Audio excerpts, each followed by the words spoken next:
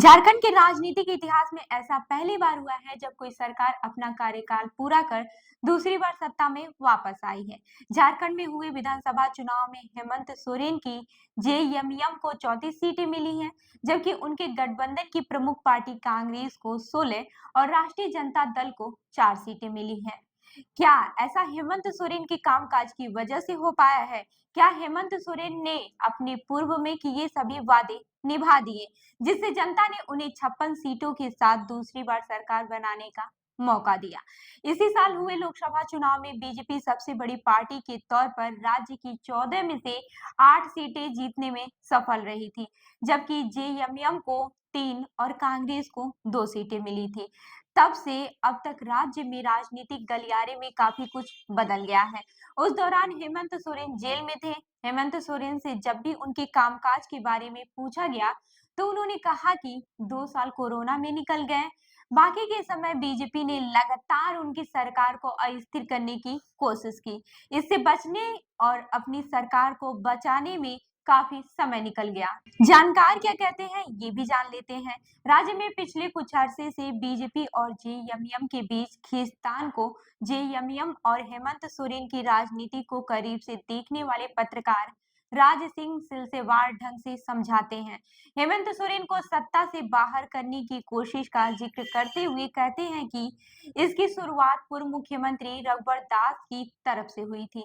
साल 2022 में उन्होंने आरोप लगाया कि हेमंत सोरेन ने सीएम के पद पर रहते हुए पत्थर माइनिंग लीज अपने नाम करा लिया। यह लीज हेमंत सोरेन के सीएम बनने के पहले लिया गया था, जिसे पद पर रहने के दौरान रिन्यू कराया गया था, लेकिन यहाँ किसी तरह की माइनिंग नहीं हुई थी। इसी दौरान लीज को निरस्त भी कर दिया गया। मामला पद पर रहते हुए अनुचित लाभ लेने का था। रघुवर दास ने इससे संबंधित दस्तावेज तत्कालीन राज्यपाल रमेश बैस को सौंपे। राज्यपाल ने केंद्रीय चुनाव आयोग से इस पर मंतव्य मांगा कि क्या इस आधार पर हेमंत सोरेन की सदस्यता जा सकती है। लंबे समय तक यह मामला राज्यपाल के पास पड़ा रहा। जवाब वाला लिफाफा आज तक नहीं खुला। दूसरे केस में साल 2022 में ईडी ने साहिबगंज जिले में अवैध पत्थर माइनिंग से संबंधित केस दर्ज किया। इसमें भी सीएम हेमंत सोरेन के विधायक प्रतिनिधित्व पंकज मिश्रा को आरोपी बनाया। उन्हें जेल भी हुई, हालांकि इस वक्त वो जमानत पर बाहर है। इसी मामले में हेमंत सोरेन से भी ईडी ने पूछताछ की। तीसरी कोशिश के तौर पर देखी तो साल 2022 में ही बंगाल पुलिस ने झारखंड के 3 कांग्रेसी विधायकों को पैसे के साथ पकड़ा। चर्चा ये थी कि इन तीनों के अलावा 7 और विधायक बीजेपी के संपर्क में थे। इन विधायकों के पकड़े जाने के बाद से सरकार गिराने की कोशिश विफल हो गई। चौथी कोशिश हुई और वो आंशिक तौर पर कामकाज भी हुई। चौथी कोशिश हुई और वो आंशिक तौर पर कामयाब भी हुई। रांची के बिरियातू इलाके में सेना की जमीन को अवैध तरीके से बेचने के मामले की छानबीन ईडी कर रही थी। जांच के तार हेमंत सोरेन तक पहुंचे। इस बार ईडी हेमंत सोरेन से पूछताछ करने उनके आवास पर गई। पूछताछ के बाद 31 जनवरी को उन्हें गिरफ्तार कर जेल भेज दिया गया। हेमंत के जेल जाने के बाद से चंपई सोरेन को राज्य का कमान सौंपा गया।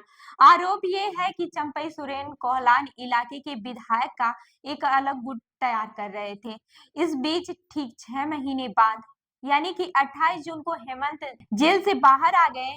ठीक 5 दिन बाद ही चंपई सोरेन का इस्तीफा ले लिया गया और एक बार फिर से कमान हेमंत ने अपने हाथों में ले ली। 1 महीने बाद चंपई सोरेन बीजेपी में शामिल हो गए। अब ये भी जान लेते हैं कि हेमंत सोरेन को कैसे बहुमत मिला है। आखिर इन दिनों सब चीजों से पार पाते हुए हेमंत सोरेन ने इतना प्रचंड बहुत कैसे पा लिया है। वरिष्ठ पत्रकार सुरेंद्र सोरेन कहते हैं कि जो आरोप बीजेपी लगाती रही या फिर जिन मामलों की जांच केंद्रीय एजेंसी कर रही थी वो साबित नहीं हो पाए।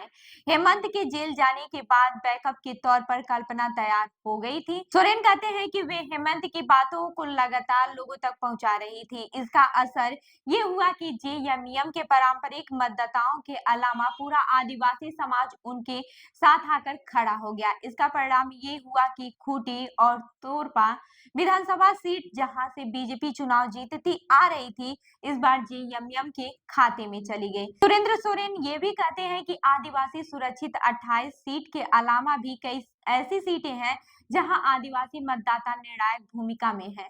इसी का परिणाम है कि हेमंत प्रचंड बहुमत लेकर आए और राजनीतिक सफलता के पैमाने पर अपने पिता शिबू सोरेन से बड़ी लकीर खींच गए। शिबू सोरेन के प्रेस सलाहकार रह चुके वरिष्ठ पत्रकार शफीक अंसारी सुरेंद्र सोरेन की बात से सहमत नहीं है। अब ये भी जान लेते हैं कि हेमंत सोरेन के प्रचंड जीत का मैया सम्मान योजना या फिर कुछ और है इसके पीछे का राज। लोकसभा के पूर्व अध्यक्ष और बीजेपी के नेता करिया मुंडा चुनावी राजनीति से संन्यास ले चुके हैं। हेमंत की इस उपलब्धि को सिरे से खारिज करते हैं। वह कहते हैं कि चांस चांस की बात है, हेमंत का कोई करिश्मा मैं नहीं देख पा रहा। हम अभी ये आकलन ही कर रहे हैं कि इतना बड़ा उलटफेर करने में हेमंत कैसे सफल हो गए। इतनी ज्यादा सीटें आई हैं, इसमें उनके अकेले का श्रम नहीं है, उन्हें गठबंधन का भी भरपूर लाभ मिला है। वो ये भी कहते हैं कि हेमंत सोरेन कैसे राजनेता है, कामकाज कैसा करते हैं, इसका आकलन होना अभी बाकी है। तो इस खबर पर क्या है आपकी राय, हमें जरूर बताएं। मैं उर्वी आपके साथ और आप देख रहे हैं जन दर्पण न्यूज। धन्यवाद।